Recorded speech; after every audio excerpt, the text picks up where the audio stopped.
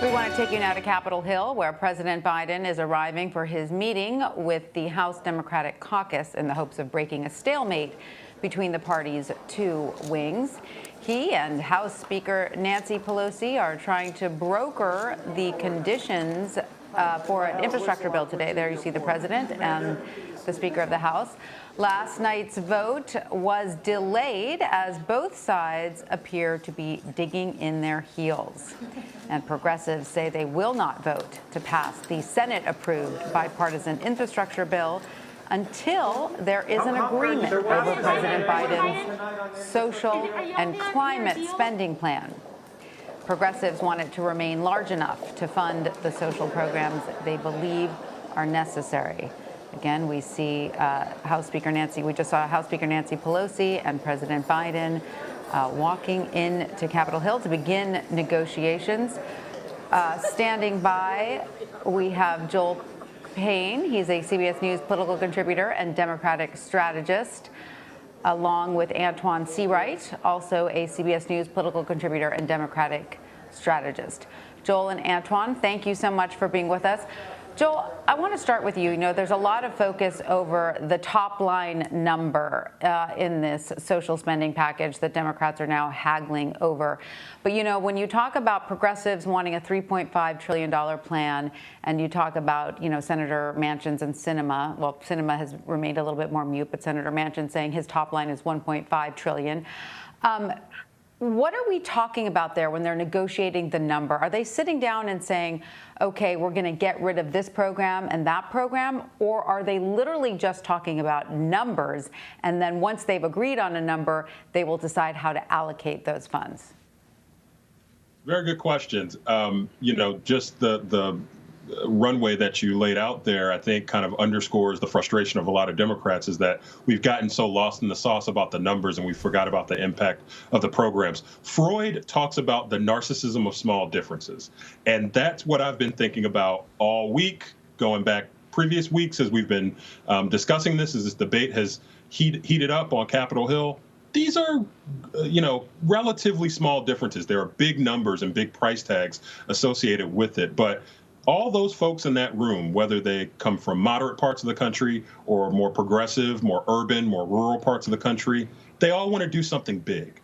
And I think that's what's keeping this caucus together. And really what you see when you see the president going up to Capitol Hill is to steal the spine of Democrats, to remind them of the you know, core goal of what we're trying to do here, which is transform America through this big infrastructure package. The work is not going to be done in this room with President Biden here. This is really a pep talk. The work is going to be done in those individual meetings with Joe Manchin, Kristen Sinema, Speaker Pelosi, Leader Schumer, folks like that. But we're at the point now where you're trying to get this over the finish line and you're trying to steal the spine of the caucus. And I think that's what we're watching right now. Antjuan, do you want to weigh in there? What does the president need to walk away from this meeting with? What is the most important thing he needs to communicate to lawmakers today?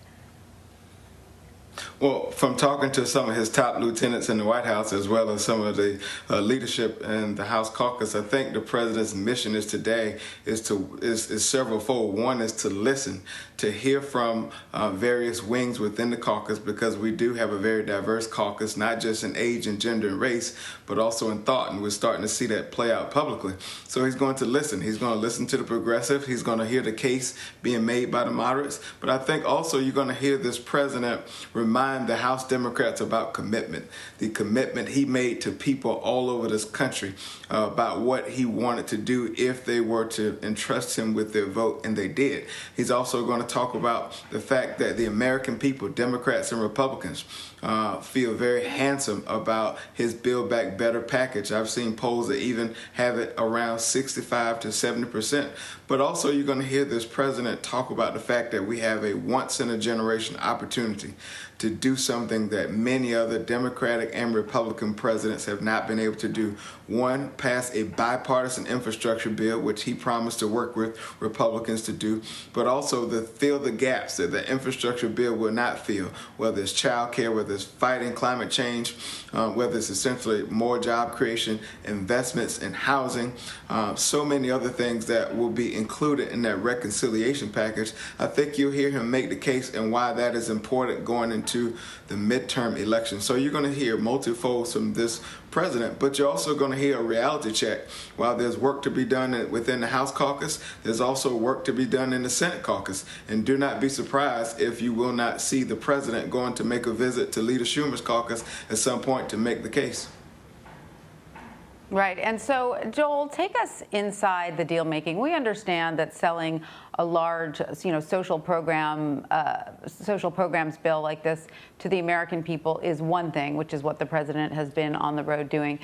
Is it the same thing when you're selling it to lawmakers, or does the president tweak his message slightly for lawmakers? How does this intra-party negotiation process typically work?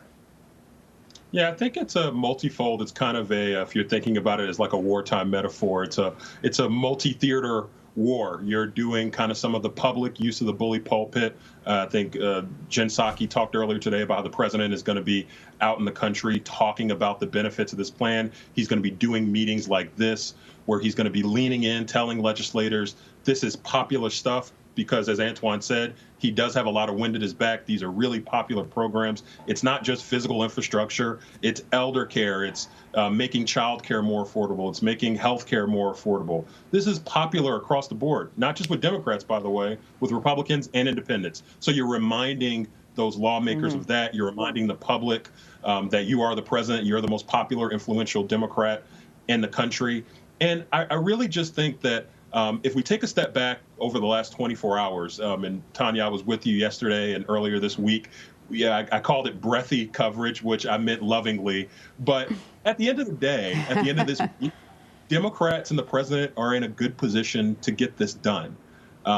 The folks who are key to the negotiations have all talked about what their priorities are with the small, you mentioned Kristen Sinema has not really talked about what her priorities are, but everybody else has really showed their cards. I think despite the fact there wasn't a vote yesterday, there was a lot of progress made. Last thing I'll say to Antjuan's point about a diverse caucus, our colleague John Dickerson on CBS Mornings earlier today talked about the unique challenge of bringing and holding together a caucus like the Democrats, which is different than Republicans. That is a monolithic caucus. This is a diverse caucus, big tent. And I think that's always something that we need to keep top of mind.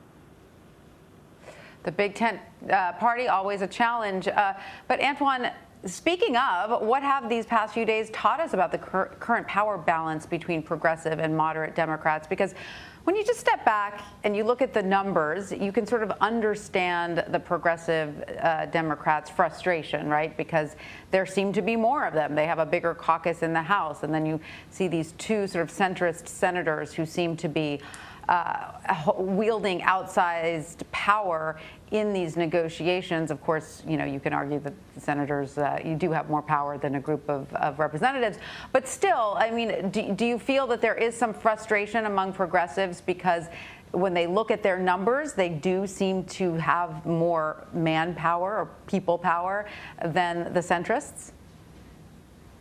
Well, they are a large group within the caucus. However, I think if there's anything we all should have learned this week is that the sausage-making process, as we sometimes refer to about the legislative process, only matters to those in the Beltway. If you step outside the Beltway and you just speak to everyday American people, they may not even even know what terms like reconciliation and some of these terms we use to talk about this process. All they want is the finished product. Going back to our sausage-making process, the only thing they want is the meal that will be delivered to the table.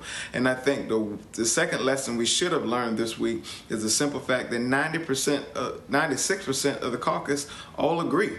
They all agree that we need to do something. They all agree around the urgency. They all agree around a number. And they also all agree that number may not be the big sticking point, is what is actually in the bill.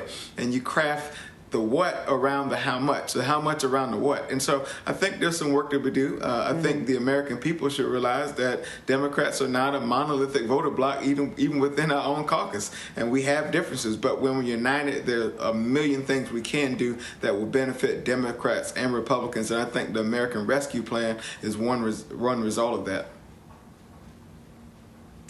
Still, I wonder, Joel, does it worry you as a Democratic strategist? We've seen Senator Joe Manchin indicate he's not going to budge from his $1.5 trillion top line. We've seen progressives equally seeming to be digging in their heels. Does it worry you that over the past few days there doesn't seem to have been much progress or much give and take that we've seen happen from either camp? Oh, as a good Democrat, Tanya, I'm always worried about something. I'm sure Antjuan can understand how it feels. But I really do feel like a lot of progress has been made. As Antjuan mentioned, the sausage-making process can be a little frustrating, but there's a lot of important things that are going on behind the scenes. And by the way, you were just talking about progressives. Someone who's probably made a real star turn this week, not that she was necessarily trying to, Pramila Jayapal, the head of the Congressional Progressive Caucus, the Congresswoman. I think she had a tremendous week, and she's still the spine of the progressives. And I think she was a part of the solution. There were a lot of people who were a part of the solution. She's at the front of the line of those folks. But I actually think Democrats feel good about where they stand at the end of this week. And of course, earlier we heard Press Secretary Jen Psaki saying these proposals will help the middle class. Joel, you said how popular some of these programs are in this large spending bill, but have Democrats and the Biden administration effectively sold these measures to the American people? Well, to anyone who's listening, they have. If you've been listening, you see the fact that this is one of the largest tax cuts in history, going directly to the middle class, the people who need it most. They are paying for it by making the wealthy pay their fair share, which is incredibly popular, a position, by the way, that is a real sea change from about a decade ago, where that would have been thought of as a fringe position. The president's been talking about this a lot. I think something I also said earlier this week is that you want to see the president out and about, more publicly engaged. I think today's meeting, him showing up, is a part of that. I think you'll see more of the president over the critical hours that lie ahead to get this to the finish line. So, Antjuan, if you were to single out one element of these bills that you believe Democrats need to emphasize the most when talking about negotiations publicly, what would that be? Investments in people. Because all of these things that make up the bill are all about quality of life, bread and butter things that no president, Democrats or Republicans, have been able to do. And they also fill voids that will not come along with the infrastructure. So they are meat and potato investments. And so I don't think you can talk about one in a silo without talking about all of them and how they collectively impact people. And here's what they also do.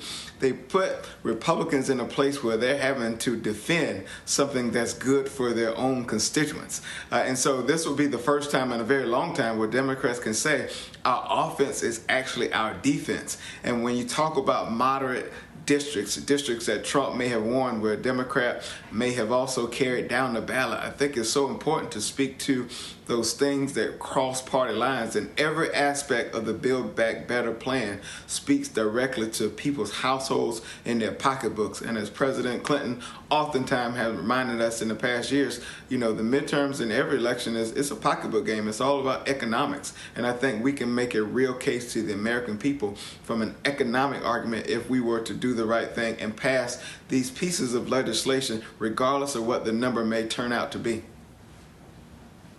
So regardless of what the number may turn out to be, Joel, is any piece of legislation that passes now a win for the president?